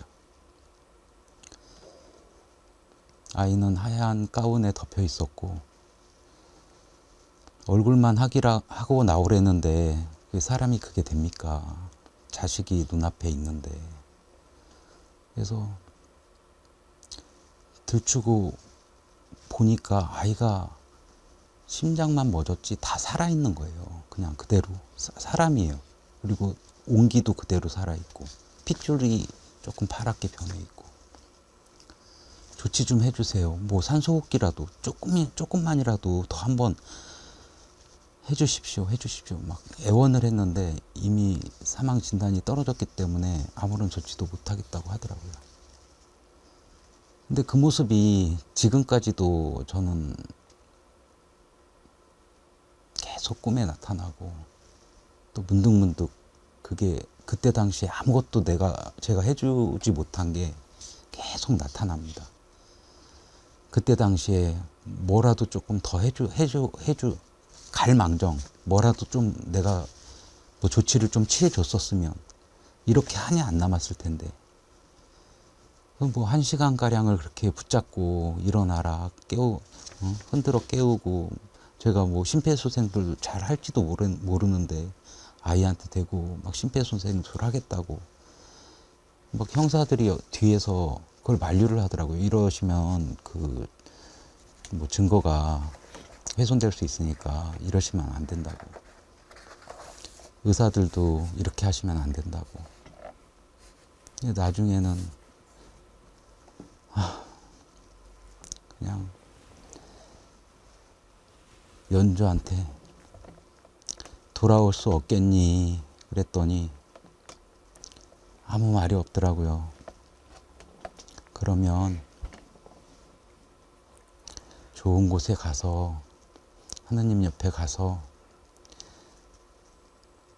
여기처럼 그렇게 악착같이 살지 말고 편하게 지내렴. 제가 그런 말을 했습니다. 마지막 보내는 순간에 그런 말을 했더니 아이가 이렇게 찡그리고 있던 얼굴이 이렇게 편안한 모습으로 바뀌면서 영면에 들었습니다. 그때 연주 양을 그러면 본 게 응급실이었습니까? 안치실이었습니까? 응급실 바로 앞에 있는 복도에 있었어요? 네, 그러니까 뭐 대기 장소 같아요. 거기가 네, 별도로 만들어진 공간에 따로 있었습니다. 두 가지만 좀 짚어보고 싶은데요. 그때 그 글을 보니까 그때 은주 양 옷이 다 벗겨져 있는 상태였다고 그러던데 네. 왜 그렇게 했다고 하던가요? 저는 이제 딸아이고 그러니까 제가 그 모습을 못 봤는데 이제 저는 이제 가슴까지 그다음에 손이나 발 이런 데만 어디 혹시 상처가 없는지 이런 데만 봤습니다. 근데 언니가 이렇게 보니까 다 벗겨져 있었고 또 저희 다른 유가족들 아이들도 다 이렇게 발가벗겨져 있었다고 하더라고요. 근데 저는 그때 당시에 응급조치를 하느라고 병원에서 이렇게 옷을 다 벗기지 않았나 그런 생각을 했었습니다. 그 당시에는. 근데 이게 나중에 들어보니까 이게 전혀 그게 아니더라고요. 뭐래요? 이제 그러니까 뭐라고 답변도 없습니다. 그럼 그 대해서. 옷은 어디다 뒀던가요? 그러니까 그게 가위질을 해서 그 이제 쓰레기통에다 이렇게 버려서 그건 이제 뭐 이해가 안 가는데요. 하더라고요. 근데 그때 당시는 뭐 아무런 영문도 모르겠고 뭐 시신을 저희가 이제 장례를 치르게끔 인도를 해달라고 하니까 뭐 검시가 돼야 되고 또 부검을 또 할지도 모른다. 그리고 그때 당시에 형사 말로는 지금 이 안에 이임재 용산서장이 지휘권자인데 그 명령이 떨어져야지 지금 뭐 어떤 조치를 할 수 있지. 지금 명령이 지금 막 너무 이렇게 우왕좌왕하는 그런 상황이라서 자기들도 어떻게 할 수가 없다. 지금은 그냥 안치실에 모셔놓고 대기하셔야 된다. 그 말만 하더라고요. 그 대기 기간이 뭐 3일이 걸릴 수도 있고 한 달이 걸릴 수도 있고 뭐 명령을 받아야지 할 수가 있다고 하더라고요. 그래서 참사가 일어난 뒤로 이렇게 이제 유가족들이 좀 모여서 회의도 하고 그러면서 이런 건 좀 이상해, 말이 안 돼, 이런 것들이 있을 거 아닙니까? 네. 연주 양은 이태원에서 그렇게 멀지 않은 반포 쪽 성모병원에 있었는데 또 어떤 희생자들은 저 멀리 경기도 이렇게 막 또 분산 배치하고 그렇게 하지 않았습니까? 네. 그 이유는 또 무엇 때문인 것 같던가요? 그러니까 연주 같은 경우에는 가장 빨리 그 구조된 사람 중에 한 명인 것 같습니다. 제가 보기에는. 그러니까 11시 30분경부터 이제 이송이 되기 시작했다고 하는데 그 병원 도착 시간이 11시 44분이었어요. 그러면 이태원에서 성모병원까지 한 10분은 걸린다고 쳐도 그 제일 빨리 그 순천향병원이나 성모병원 가까운 병원 먼저 이렇게 보낸 사람 중에 한 명인 것 같아요. 근데 연주 친구 중에 한 명은 3일 동안 살아서 이제 수술을 받고 하다가 3일 만에 갔고요. 연주 같은 경우도 제가 보기에는 조금만 빨리 조치를 취했으면 살아나지 않았을까. 그러니까 제일 마지막에 넘어져서 그 압사된 위쪽에 있었지 않았나. 그러니까 그런 정황을 우리 아이가 어디 있었는지, 어떻게 해서 그렇게 상황이 발생을 했는지 그런 거를 좀 얘기를 해달라고 해도 아무도 얘기를 안 해줍니다. 그 경찰청에 정보공개 청구서를 요구를 해봐도 자기들이 조사하는 내용에 대해서 우리 딸아이의 상태만 얘기를 해주지 그런 정황에 대해서는 아무 얘기를 안 해줍니다. 평생을 간들 어떻게 가슴에서 또 생각 속에서 지울 수가 있겠습니까?만은 언제 연주 생각이 제일 많이 나십니까? 하루가 24시간이잖아요. 25시간 생각이 납니다. 이게 차라리 제가 죽었으면 죽었어야지. 이게 자식을 보내는 이런 심정은 누구도 겪으면 안 되는 일입니다. 뭐 작년 겨울이었나요? 재작년 겨울이었나? 근데 돌고래가 자기 새끼가 죽은 거를 살아나라고 물 위로 막 끌어올리는 거 보셨지 않습니까? 동물도 그런데 이 이성을 가진 사람이, 감정을 가진 사람이 뭐 오죽하겠습니까? 저희 유가족들 다 같은 심정으로 지금 죽지 못해 살고 있는 사람들이 많습니다. 그런데도 지금 정상적인 나라라면 했어야 될 몇 가지들이 있거든요. 되게 이런 참사가 일어나면 국가 애도일로 선포하고 대책을 마련하고 일단 그 가족들이 제일 슬픔이 크기 때문에 그 트라우마를 치료할 수 있는 그런 노력도 해주고 또 되게 그런 아픔을 당한 사람끼리는 이렇게 좀 서로 공감하면서 치유를 한다고 해요. 뭐 그런 노력들을 좀 하고 그렇게 처음에 한다고 했는데 좀 해주던가요? 참 그 말씀을 하시니까 어이가 없는 게 11시 50분에 대통령이 화면에 나와서 뭐라고 했습니까? 이게 도대체 무슨 일이냐. 거기 형사들도 나가 있고 니네들 다 나가 있었잖아. 그런 말을 합니다. 방송에서 나와요. 그 행안부 장관도 아니고 경찰청장도 아니고 대통령이 먼저 알고 그런 말을 합니다. 근데 그 뒤에 어떤 보고가 그 밑에 있는 사람들이 어떤 보고를 했는지 참 아이러니한 게 몇 시간 만에 이게 다 바뀝니다.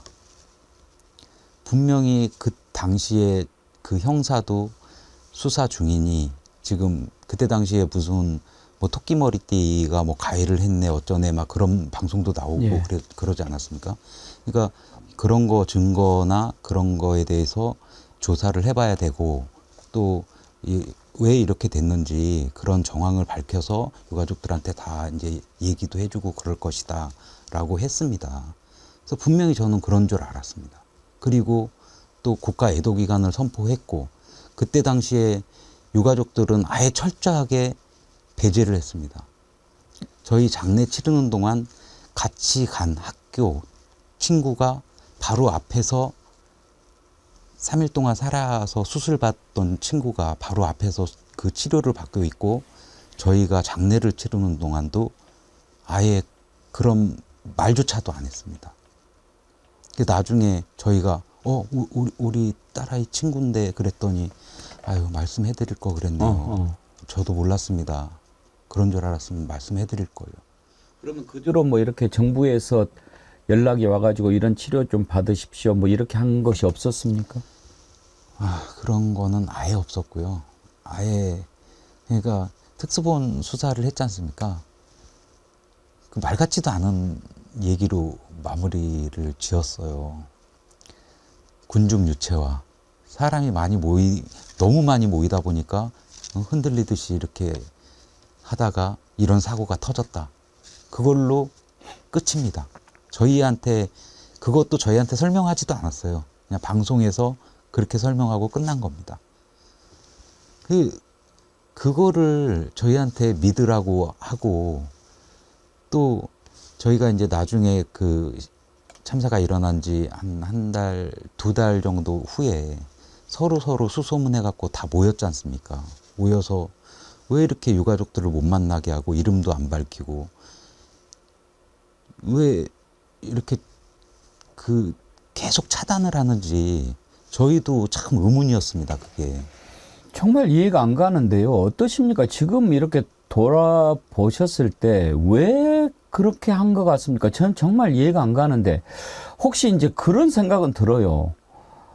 세월호 때 결국은 그것 때문에 박근혜 정권이 물러났지 않습니까? 이것도 우리가 그런 꼴 당할까봐 그런 것 같기는 한데, 아니 그렇다고 유족들을 마치 나라를 어떻게 전복시키려고 하는 그런 세력처럼 밀어붙인 것은 아니잖아요. 그러니까 그게 밑에 뭐 경찰청이나 구청 보고서에 보면 그게 다 지금 2차 가해 하는 말들이 그 안에 다 들어 있습니다. 그게 놀러 갔다 그랬는데, 놀러 온 사람들이 그랬는데, 또 그 경찰청 보고서 보니까 이 참사로 인해서 또 세월호 때처럼 이렇게 되지 않은 그런 거를 그런 거를 우려해야 된다. 그런 말들이 보고서에 있습니다.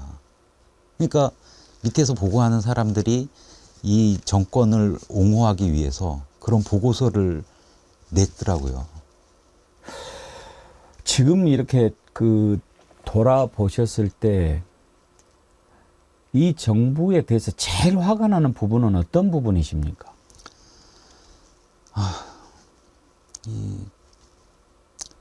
있었지 않습니까? 10월 29일 날 참사가 있었지 않습니까? 저희는 그날 왜 안전관리가 안 된 것부터 시작해서 또 왜 그렇게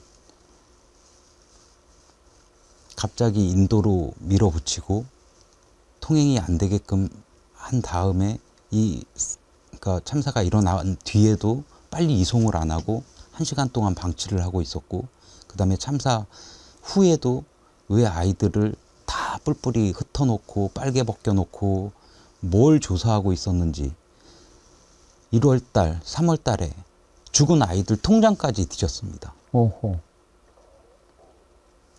통장 내역을 왜 뒤졌냐고 하니까 지하철 탄 거를 조회하기 위해서 했대요. 그건 무슨 말도 안 되는 소리예요? 그러니까 말도 안 되는 왜 이유로. 그랬을까요? 제가 보기에는 어떤 마약 구입 자금 수사 뭐 이런 그렇죠. 차원이었을까요? 예. 그런 것 같습니다. 이제 속으로는. 그러면 그때 발가벗긴 것도 마약 검사한 거 아니에요? 그렇게 추정하고 있습니다. 저희는 의구심을 그렇게 갖고 계속해서 요구를 하고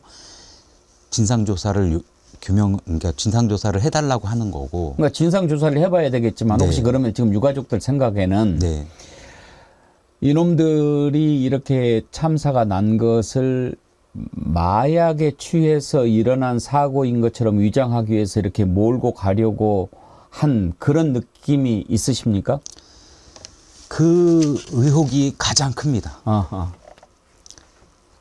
이 정부가 들어오고 나서 뭐 지지율이나 이 뭔가를 해내야 된다는 그런 욕심 때문에 이 공무원들이나 부청이나 경찰력을 동원을 해서 거기에 올인을 한 거예요.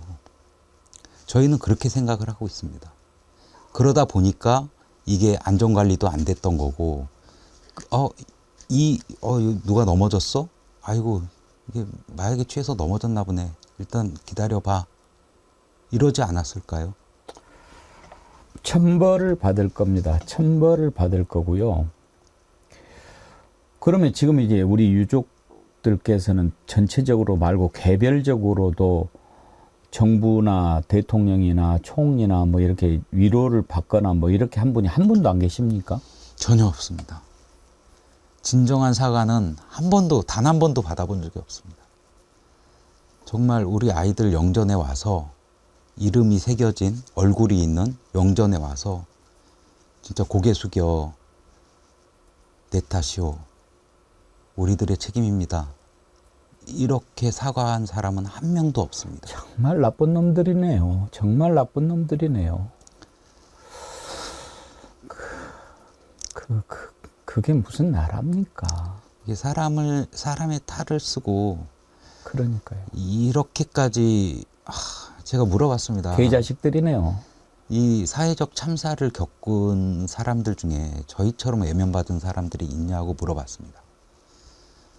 지금까지 없었답니다. 철저하게 외면하고 없었던 일 치부를 하려고 드는 이 정부가 정말 저는 우리 유가족 중에 한 분이 그런 말씀을 하시더라고요. 겁에 질려 있구나. 정말 무서워서 벌벌 떨고 있구나. 이런 말씀을 하시더라고요. 저도 그렇게 느껴집니다. 이게 밝혀지면 내가 끝장이구나. 특별법도 일단 통과가 됐고 다시 이제 폐기가 됐는데 어떻습니까? 이제 특별법이 만약에 시행이 되면 진실에 더 가까이 다가갈 수 있을 거라고 봅니다만 그동안 나름대로 유가족들께서 이렇게 찾아보고 연구해보고 만나보고 이렇게 했을 때 그러면 무엇 때문에 그 참사가 일어난 것 같습니까? 물론 물리적으로는 좁은 공간에 많은 사람들이 일시에 모여서 압사 사고가 일어났지만 그런 일이 일어나게 된 계기가 있을 것 아닙니까? 그걸 나름대로 좀 의견들을 모아 보셨습니까? 어떻게 모아집니까? 뭐 저희가 얘기하는 거는 이제 그 당시의 정황이나 이제 그 안에 이태원에 가셨던 부모님들도 계시고 또 거기 생존자들의 얘기도 들어보고 이제 그런 걸로 정황을 이제 파악을 하고 있는데 어디를 가도 건물이 무너진 게 아니지 않습니까? 뭐 도로가 갑자기 뭐 땅으로 꺼진 것도 아니지 않습니까? 사람이 가다 넘어졌습니다. 똑같은 그 사고가 8시경에도 있었습니다. 6시 34분부터 사람이 너무 많아서 이게 움직일 수가 없고 정말 끼어 죽을 것 같습니다라는 신고가 수차례 반복돼서 들어갔어요. 8시 34분에도 아니 8시경에도 넘어짐 사고가 있었을 때 그 시민들이 이렇게 일으켜 세워가지고 무마가 됐다고 하더라고요. 근데 똑같은 그 사고가 10시 30분에 또 일어난 거예요. 그런 게 신고가 계속 빗발치게 들어가는데 왜 그 신고를 받고도 출동을 안 시켰는지. 뭐 사람이 죽는다 그러면 기동대에 5분이면 오지 않습니까? 아무리 늦어도 15분, 20분이면 오지 않습니까? 그런데 왜 11시 30분, 40분 될 때까지 119 구조대가 와가지고 여기 지휘권자가 누구냐, 왜 사람을 구조해서 병원으로 이송 안 시키고 여기 길바닥에서 이러고 있냐, 구조되는 대로 빨리빨리 가야지 왜 이러고 있냐, 거기서 성토를 하는 장면도 있습니다. 이번에 재판에서 당시 용산경찰서 형사과장이 대통령실이 용산으로 옮겨진 뒤에 이런 사고가 일어났는데 혹시 대통령실 용산 이전도 원인이 될 수 있다고 생각하느냐라고 하는 판사 질문에 그런 것 같다라고 답을 했다고 하거든요. 그런 측면이 있다고 보시죠? 물론 그 원인도, 그러니까 저는 그 사람들을, 그 차도에 있던 사람들을 인도로 밀어붙인 것도 그때 당시에 혹시라도 뭔가가 있지 않았나.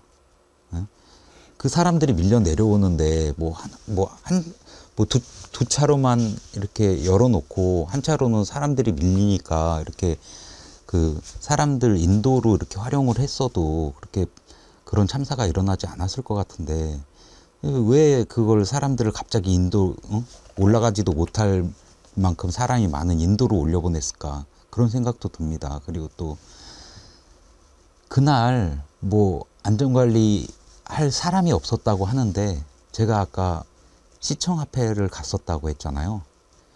근데 그 앞에 시청에서 집회를 하고 있었습니다. 근데 광화문 앞에서부터 시청까지 경찰차가 수십 대가 있었어요. 그리고 뭐 서초동에도 그 경찰차가 몇 대 가 있었다고 하더라고요. 그게 집회가 끝나고 8시에 다 철수를 했는데 그 중에 한 대만 보냈어도 저희 애들은 다 구조되지 않았을까 싶습니다. 박희영 용산구청장도 사과 한마디 아직 없습니까? 아우 너무 뻔뻔하고 정말 그런 자들하고 이 나라에서 같이 살아간다는 게 참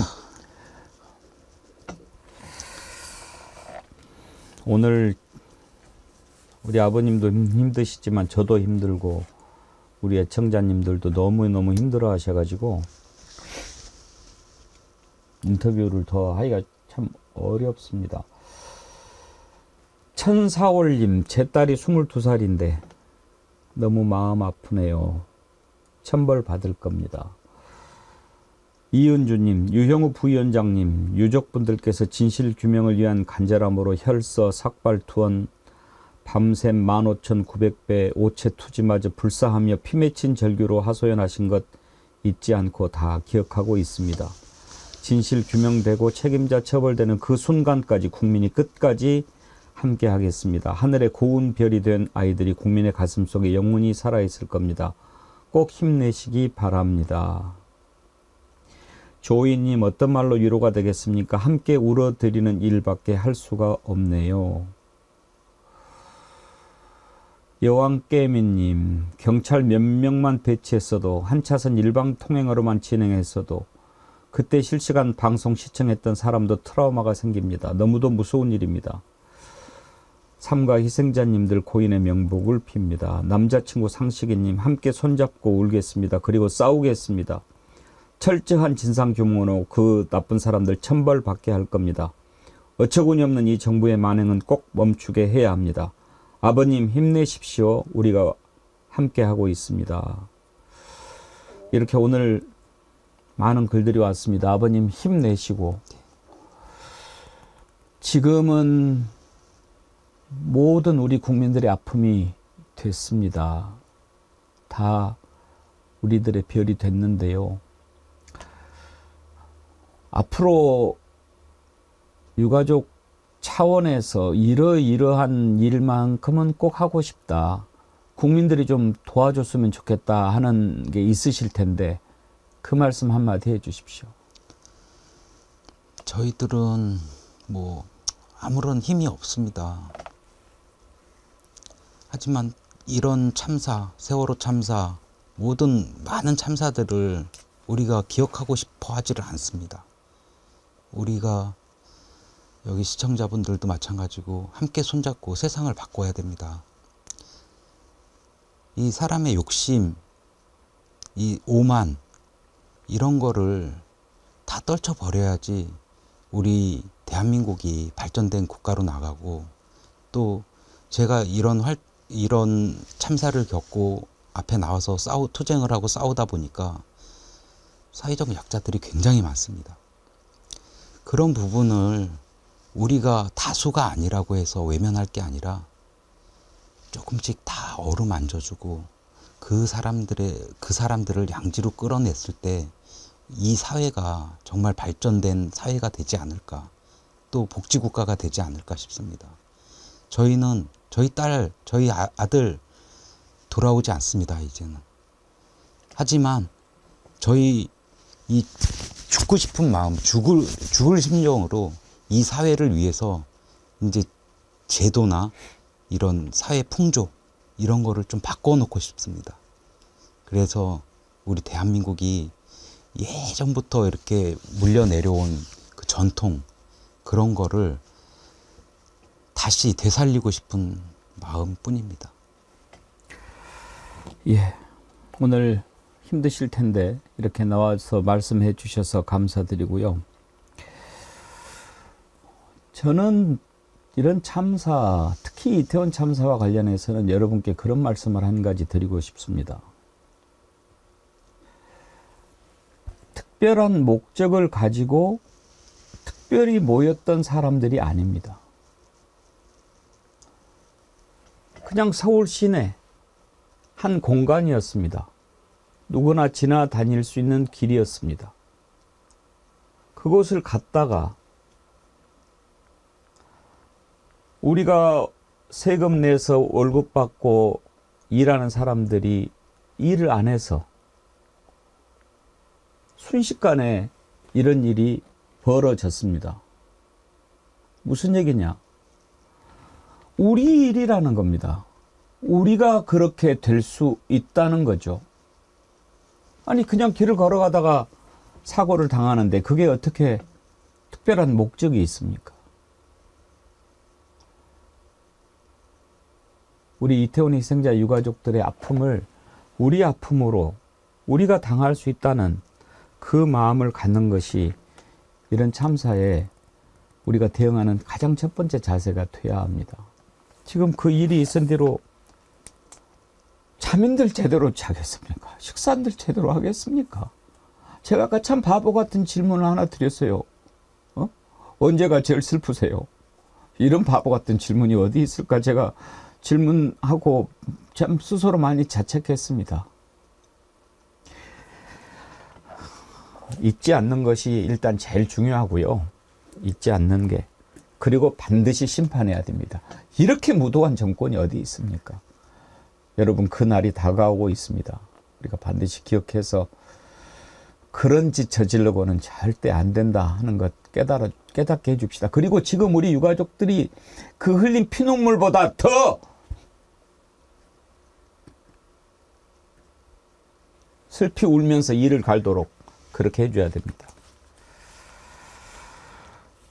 오늘 아주 제가 너무 힘들게 하지 않았는지 모르겠습니다. 괜찮습니다. 예. 이렇게 얘기 들어주시고 연대해 주시는 게 너무 감사드리고요. 저희는 계속해서 이렇게 어디서 이런 발언을 요청을 해도 어디든지 가서 다 말씀을 드릴 겁니다. 그게 이제 앞으로 저의 삶의 목표고요. 그리고 이런 참사, 저희 참사 일어나고 또 오송 참사가 일어났지 않습니까? 그런 안전관리, 뭐 대책 이런 거에 대해서 우리가 조금만 뒤돌아보고 주변에 신고해주고 이런 사회를 만들기 위해서 항상 노력하고 열심히 살겠습니다. 우리 애청자 여러분 함께 도와주시고 연대해 주시고 지켜봐 주시고 참여해 주십시오. 그리고 심판해 주십시오. 감사합니다. 우리 아버님이 살면서 이제 삶의 목적이 달라져 버리신 거네요. 네. 다음에 또 하시고 싶은 말씀 있으시면 언제든지 자리를 만들어 드리겠습니다. 언제든지 연락 주십시오. 감사합니다. 오늘은 저희가 모셨는데 긴 시간 말씀 감사합니다. 예. 너무 감사합니다. 잊지 말자. 이채 양명주 이태원 희생자 유가족 유형우 유가족협의회 부위원장 만나봤습니다. 함께 아파해 주시고 눈물 흘려주신 여러분들 우리가 잊지 맙시다. 반드시 심판해 줍시다. 오늘 함께해 주셔서 감사드리고요. 내일 오전 11시에 다시 찾아뵙겠습니다. 아버님 오늘 고맙습니다. 예. 감사합니다. 여러분 고맙습니다.